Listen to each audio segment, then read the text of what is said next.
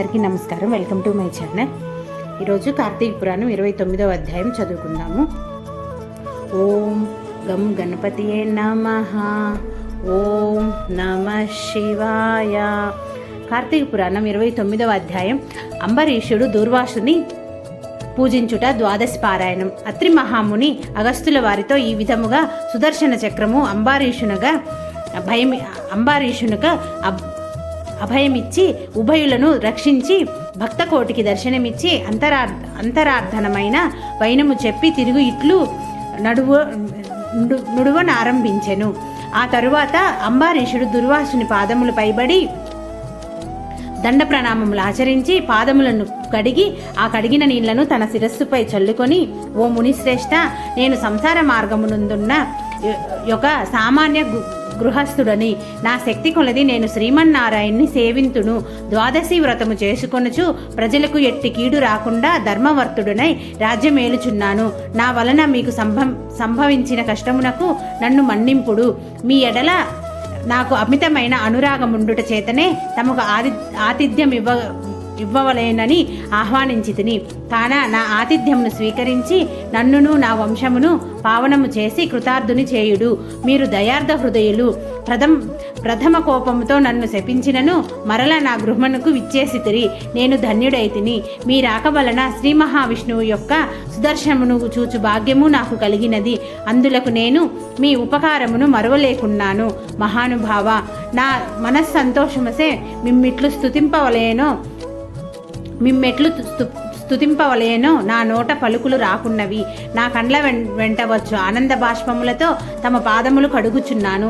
తమకు ఎంత సేవ చేసినను ఇంకనూ రుణపడియుందును. కాన ఓ పుణ్యపురుష, నాకు మరల నరజన్మ రాకుండా ఉండేటట్లును సదా మీ బోటి మునిశ్రేష్ఠుల యందును ఆ శ్రీమన్నారాయణ్ణి యందును మనస్సు గలవాడనై ఉండునట్లును నన్ను ఆశీర్వదించుడని ప్రార్థించి సహంపక్తి భోజనము దయ చేయుమని ఆహ్వానించెను. ఈ విధముగా తన పాదముల పైబడి ప్రార్థించుచున్న అంబరీషుణ్ణి ఆశీర్వదించి, రాజా, ఎవరు ఎదుటి వారి బాధను నివారణ గావించి ప్రాణములు కాపాడుదురో, ఎవరు శత్రువులకైనను శక్తి కొలది ఉపకారము చేయుదురో అట్టివారు తండ్రితో సమానమని ధర్మశాస్త్రములు తెలియజేయుచున్నవి. నీవు నాకు ఇష్టుడవు. తండ్రితో సమానుడవైనావు. నేను నీకు నమస్కరించినసో నాకంటే చిన్నవాడొగుట వలన నీకు ఆయుక్షీణము కలుగును. అందుచేత నీకు నమస్కరించుట లేదు. నీవు ఈ స్వల్ప కోరికను తప్పక నెరవేర్చెదను. పవిత్ర ఏకాదశి వ్రతనిష్ఠుడువగు నీకు మనస్తాపమును కలుగజేసినందులకు వెంటనే నేను తగిన ప్రాయశ్చితమును అనుభవించి తిని, నాకు సంభవించిన విపత్తును తొలగించుటకు నీవే దిక్కైతివి. నీతో భోజనము చేయుట నా భాగ్యము కాక మరొకటి అగునా అని దూర్వాస మహాముని పలికి అంబరీషుని అభీష్టము ప్రకారము పంచభక్ష పరవాన్నములతో సంతృప్తిగా విందారగించి అతని భక్తిని కడుంగడు ప్రశంసించి అంబరీషుని దీవించి సెలవు పొంది తన ఆశ్రమునకు వెళ్ళెను. ఈ వృత్తాంతమంతయు కార్తీక శుద్ధ ద్వాదశి దినంబున జరిగినది. కాన ఓ అగస్త్య మహాముని, ద్వాదశి వ్రత ప్రభావం ఎంతటి మహత్యము గలదో గ్రహించితివి గదా.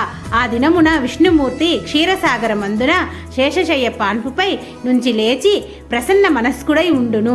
కనుకనే ఆ రోజుటికంతటి శ్రేష్టతయు మహిమ కలిగినది. ఆ దినమున చేసిన పుణ్యము ఇతర దినములతో పంచదానములు చేసినంత ఫలమును పొందును.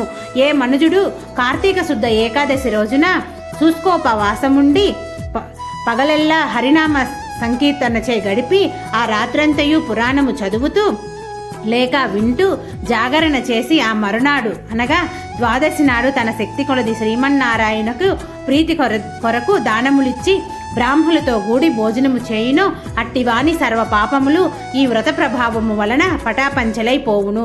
ద్వాదశి దినము శ్రీమన్నారాయణకు ప్రీతికరమైన దినము కనుక ఆనాడు ద్వాదశి గడియలు తక్కువగా ఉన్నను ఆ గడియలు దాటకుండానే భుజింపవలయను. ఎవరికైతే వైకుంఠంలో స్థిర నివాసం ఏర్పరచుకొని ఉండాలని కోరిక ఉండునో అట్టివారు ఏకాదశి వ్రతము ద్వాదశి వ్రతము రెండునూ చేయవలెను. ఏ ఒక్కటి విడవకూడదు. శ్రీహరికి ప్రీతికరమగు కార్తీక శుద్ధ ద్వాదశి అన్ని విధముల శ్రేయస్కరమైనది. దాని ఫలితము గురించి ఎంత మాత్రము సంశయింపకూడదు.